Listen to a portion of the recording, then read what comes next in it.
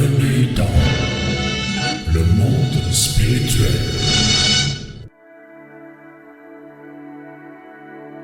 Ouh. Moi j'aime trop cette intro. Vraiment, ça me rappelle de super souvenirs. Bonjour les amis, je suis heureux de vous retrouver. Et oui, comme je vous le disais, ça me rappelle des super souvenirs parce que pour les plus anciens, peut-être que vous avez reconnu, ou tout au moins ces musiques dans l'introduction vous rappellent quelque chose.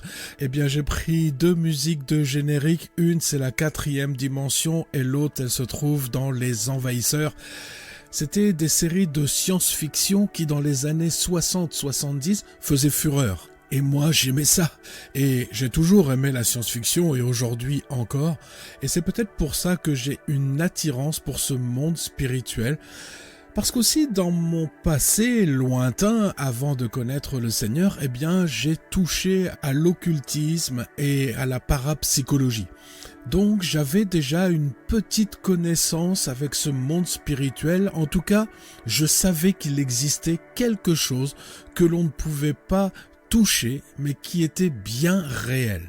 Et ça, toute cette pratique m'a amené à voir certaines manifestations qui venaient de ce monde spirituel, et c'est certainement pour ça que je n'ai jamais eu peur ou je n'ai jamais été dérangé par des manifestations que je pouvais lire dans la parole ou même voir, ou pour certaines les avoir vécues moi-même. Alors, comme vous l'avez peut-être deviné, aujourd'hui, on va parler des manifestations spirituelles que l'on va trouver dans la parole. Bien évidemment, si vous connaissez un petit peu la parole de Dieu, vous savez très bien qu'il y a à foison des manifestations qui sont retranscrites aussi bien dans l'Ancien Testament que dans le Nouveau Testament. Alors, je ne peux pas toutes les citer, mais j'ai fait une sélection de celles qui me paraissent quand même les plus invraisemblables. Bien évidemment, j'aurais pu commencer avec Moïse. Quand on regarde le parcours de Moïse, eh bien, c'est une succession de manifestations spirituelles dans sa vie, entre les 10 plaies, entre la sortie d'Égypte et le temps qu'ils ont passé dans le désert, il y aurait beaucoup de choses à dire. C'est vrai que ouvrir la mer Rouge en deux avec un bâton, c'est quand même une sacrée manifestation spirituelle. Arrêter l'armée de Pharaon avec une tornade de feu, c'est quand même une sacrée manifestation spirituelle. Donc, comme je vous l'ai dit, je ne vais pas vous parler de Moïse qui, avec son bâton, a transformé l'eau du Nil en sang, ou qui, avec son bâton, lorsqu'il a frappé un rocher, une source d'eau en est sortie. Bon, ça je ne vais pas vous en parler. Non, je vais vous parler plutôt de Josué. Et vous allez trouver ce passage dans le livre de Josué, chapitre 10, versets 12 et 13. Et il est dit: Alors Josué parla à l'Éternel le jour où l'Éternel livra les Amoréens aux enfants d'Israël, et il dit en présence d'Israël: Soleil, arrête-toi sur Gabaon, et toi lune sur la vallée d'Ajalon. Et le soleil s'arrêta, et la lune suspendit sa course. Non seulement notre Dieu a créé la terre, les cieux et la nature et tout ce qui orchestre cette nature, mais il est également capable de suspendre le temps, d'arrêter le temps sur la parole d'un homme. On va voir encore une manifestation qui est liée au temps, et vous allez trouver ce passage dans le 2e livre des Rois, au chapitre 2 et au verset 11. Et il est écrit: Alors Ésaïe, le prophète, invoqua l'Éternel, qui fit reculer l'ombre de 10 degrés sur les degrés d'Akaz, où elle était descendue. Et là, on voit que sur la parole d'un homme, eh bien Dieu, depuis le monde spirituel, a fait une manifestation dans le monde terrestre. On va maintenant voir une manifestation qui est très troublante. Je vous replace le contexte. C'est le roi Saül qui a fait tuer toutes les nécromanciennes, c'est-à-dire les personnes capable de prendre contact avec les morts, il les a fait toutes tuer, sauf une qui a réussi à s'échapper. Et il est dit qu'après la mort de Samuel, Saül est venu voir cette femme pour qu'elle puisse faire revenir Samuel afin qu'il lui pose des questions. Et voici ce qui est écrit dans le premier livre de Samuel au chapitre 28 des versets 11 à 15. La femme dit : « Qui veux-tu que je te fasse monter ? » Et il répondit : « Fais-moi monter Samuel. » Lorsque la femme vit Samuel, elle poussa un grand cri et elle dit à Saül : « Pourquoi m'as-tu trompé ? Tu es Saül. » Il lui dit : « Quelle figure a-t-il ? » Et elle répondit : « C'est un vieillard qui monte et il est enveloppé d'un manteau. » Saül comprit que c'était Samuel.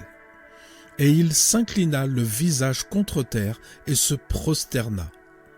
Samuel dit à Saül : « Pourquoi m'as-tu troublé en me faisant monter ?» Alors on voit que, comme tout à l'heure, sur la parole d'une personne, eh bien, il va se passer quelque chose qui vient du monde spirituel et qui va être manifesté dans le monde naturel.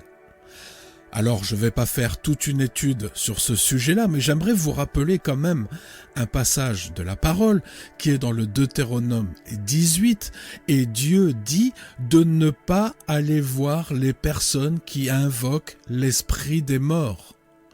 Alors, si l'Éternel dit ça, ce n'est pas parce que ce n'est pas faisable, il le dit parce que c'est faisable, mais que quand on le fait par une puissance qui ne vient pas de lui.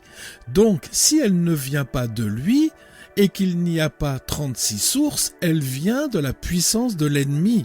Et on se met en relation avec des esprits mauvais, et on ouvre une porte à l'ennemi pour se faire battre. On se met donc sous la malédiction du diable, directement. Qui ne connaît pas Élie et son char de feu ? On va trouver ce passage dans le 2e livre des Rois, au chapitre 2 et au verset 11. Et il est écrit : « Comme ils continuaient à marcher en parlant, voici, un char de feu et des chevaux de feu les séparèrent l'un et l'autre, et Élie monta au ciel dans un tourbillon. » Comme ça a dû être magnifique à voir. Encore une manifestation de la puissance de Dieu où il nous révèle qu'il fait ce qu'il veut avec qui il veut. Et vous allez trouver ce passage dans le livre des Nombres au chapitre 22 au verset 28. Et ça concerne l'ânesse de Balaam. Vous vous rappelez, on en a parlé dans le podcast précédent quand il est dit que l'ânesse a vu l'ange avant même que Balaam voie l'ange qui était posté au milieu de la route. Sauf que là, l'Éternel va encore plus loin, parce qu'il est écrit : « L'Éternel ouvrit la bouche de l'ânesse, et elle dit à Balaam : « Que t'ai-je fait pour que tu m'aies frappé déjà 3 fois ?» Waouh! On sait que la Bible dit que des pierres, il est capable de faire sortir une louange. Alors, je ne sais pas pour vous, mais si ça devait m'arriver, si je devais entendre un animal me parler et me donner une révélation de la part de Dieu, je ne sais pas du tout comment je réagirais. Vous savez, c'est bien de lire la Bible, mais si on se remet dans le contexte, imaginez qu'à la place de Balaam, ça soit vous. Mais vraiment, imaginez cela. C'est quand même très bizarre comme situation, non ? Je reste quand même très surpris de voir que Balaam, lui, n'a pas l'air du tout surpris. Quelque part, il trouve presque ça normal, que son âne lui parle. Alors, comme je vous l'ai dit au tout début de ce podcast, il y a beaucoup de manifestations que j'aurais pu vous partager qui se sont passées dans l'Ancien Testament. Mais bon, je vais m'arrêter là et on va maintenant aller visiter un petit peu ce qui s'est passé dans le Nouveau Testament.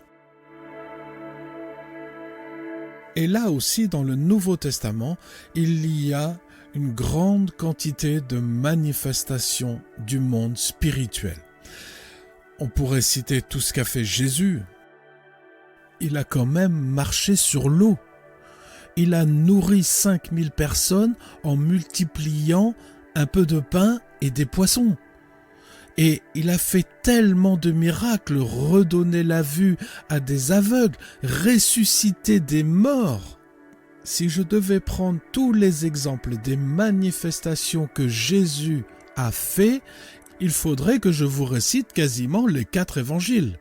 Et comme il est écrit à la fin de l'évangile de Jean, il y a tellement de choses que Jésus a fait qu'il n'y avait pas à l'époque assez de livres sur terre pour écrire tout ce qu'il a fait comme miracle.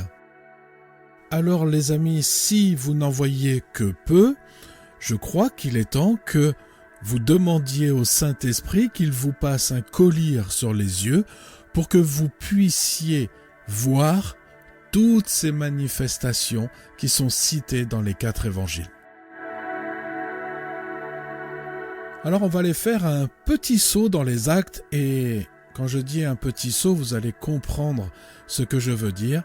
On va aller dans Actes chapitre 8 et verset 39. Et l'histoire, c'est lorsque Philippe est envoyé par le Seigneur auprès de l'eunuque qui vient d'Éthiopie pour aller adorer au temple. Et il est écrit, « Quand ils furent sortis de l'eau, l'Esprit du Seigneur enleva Philippe et l'eunuque ne le vit plus. » Waouh les amis, là je vais vous dire, on est au-delà de la science-fiction. On parle de téléportation. L'Esprit du Seigneur a pris Philippe alors qu'il était sur la route de Gaza pour l'envoyer à Azote, à une 50aine de kilomètres plus loin. C'est de la téléportation les amis. On a dépassé la science-fiction. Et vous savez qu'on a un autre passage dans le Nouveau Testament où on parle de téléportation. Sauf que là, ça n'est pas fait par l'Esprit de Dieu. Et on va trouver ce passage dans l'Évangile de Matthieu, au chapitre 4, dans les versets 5 et 8. Et pour replanter le décor, on est dans le désert de la tentation de Jésus, lorsque le diable vient tenter Jésus. Et voici ce qui est écrit. Le diable le transporta dans la ville sainte, le plaça sur le haut du temple. Et au verset 8, le diable le transporta encore sur une montagne très élevée, lui montra tous les royaumes du monde et leur gloire.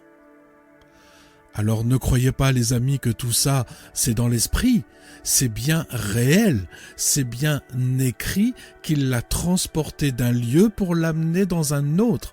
On n'est pas juste en esprit, on parle d'une situation physique. Alors comme l'a écrit l'apôtre Jean dans sa première épître, attention les amis de ne pas donner du crédit et ajouter foi à n'importe quel esprit, c'est-à-dire à n'importe quelle personne qui va manifester de la puissance. Il nous faut éprouver l'esprit, c'est-à-dire la puissance qui est derrière la personne, savoir quelle est l'origine de la source de la manifestation. Et puis il y a encore dans les Actes un passage que vous connaissez tous très bien, c'est dans Acte 2, c'est la venue du Saint-Esprit sur les personnes. Et là, quand on lit le passage, on voit plusieurs manifestations du Saint-Esprit.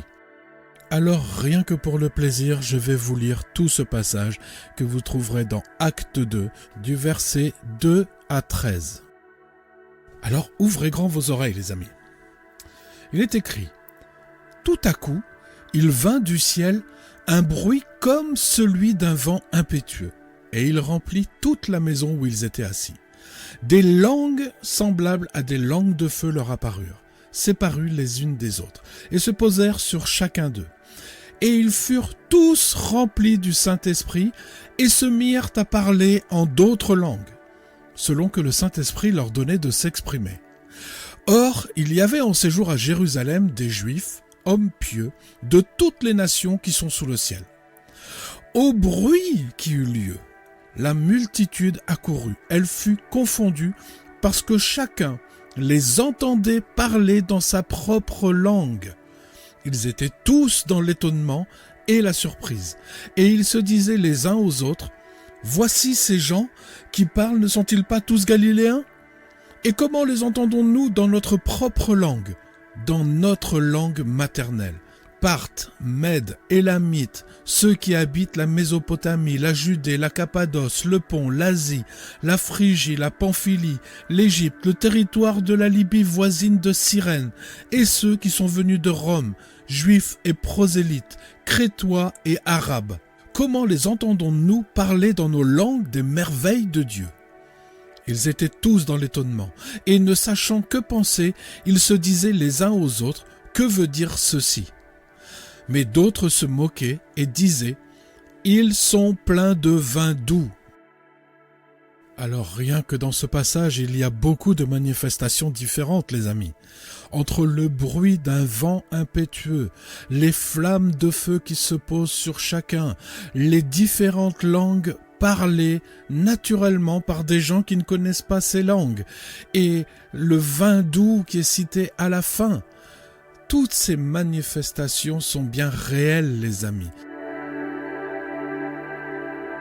On va trouver encore un tout petit peu plus loin, puisque c'est dans le livre des Romains, au chapitre 8 et au verset 26, une manifestation de l'esprit particulière. Il est écrit « De même, aussi l'esprit nous aide dans notre faiblesse, car nous ne savons pas ce qu'il nous convient de demander dans nos prières. Mais l'Esprit lui-même intercède par des soupirs inexprimables. » Et pour replacer les soupirs inexprimables dans le contexte, là on est en train de parler d'intercession, et le mot soupir a été très mal traduit puisque on parle de gémissement. On est au-delà d'un simple soupir, on est dans des gémissements. Les gémissements inexprimables que peut donner le Saint-Esprit dans les phases d'intercession, les amis, est une manifestation du monde spirituel sur terre. Et encore deux manifestations troublantes dans les actes qui touchent le domaine de la guérison. C'est dans Acte 5, verset 15, où il est écrit que lorsque Pierre passait, son ombre touchait quelqu'un et guérissait. Et dans Acte 19, verset 12, il est dit qu'on appliquait sur les malades des linges ou des mouchoirs qui avaient touché le corps de Paul. Non mais là, les amis, ça dépasse notre compréhension complètement. On est dans de l'irréel qui devient réel. On n'a pas d'explication, mais ça se passe. C'est une manifestation du monde spirituel dans le naturel. Dans le podcast précédent, on a parlé des manifestations angéliques et en voilà encore une qui est citée dans l'épître aux Hébreux au chapitre 13 et verset 2. Et l'auteur nous dit « N'oubliez pas l'hospitalité, car en l'exerçant, quelques-uns ont logé des anges sans le savoir. » C'est magnifique ça, non ? Peut-être que chacun d'entre nous a déjà rencontré des anges sans le savoir. J'aimerais vous parler rapidement de la manifestation de l'aveuglement spirituel. Il est écrit dans 2 Corinthiens chapitre 4 verset 4 que le diable a aveuglé l'intelligence des incrédules afin qu'ils ne voient pas briller la splendeur de l'évangile. Mais il y a aussi un aveuglement qui peut être voulu par Dieu, et là on a un exemple dans Luc 24 les versets 15 et 16, où il est écrit que les disciples d'Emmaüs avaient été aveuglés pour l'empêcher de le reconnaître. Et là, encore une fois, il nous faut discerner quelle est l'origine de la source qui permet l'aveuglement. Et pour terminer ce podcast, je vais vous parler d'empêchement, et vous avez 2 cas bien précis. D'abord, dans Acte 16 au verset 6, il est écrit que « Ayant été empêchés par le Saint-Esprit d'annoncer la parole dans l'Asie », là on voit qu'il y a une volonté du Saint-Esprit d'arrêter quelqu'un. Et dans 1 Thessaloniciens chapitre 2 et verset 18, Paul dit « Aussi voulions-nous aller vers vous, du moins moi, Paul, une et même 2 fois, mais Satan nous en a empêchés. » Alors, encore une fois, quelle est la source derrière qui empêche une action ? Voilà les amis, c'est la fin de ce podcast, j'espère qu'il vous a plu. Le but était de vous ouvrir encore plus grand la compréhension et le désir de connaître ce monde spirituel. On se retrouve pour le 3e épisode. Je vous embrasse tendrement dans l'amour de notre Seigneur Jésus-Christ et avec tout mon amour, je vous dis à très bientôt. N'oubliez pas que vous pouvez retrouver le texte intégral de ce podcast dans notre site internet www.réparateurdesbrèches, tout en minuscules, tout attaché et tout au pluriel, .fr.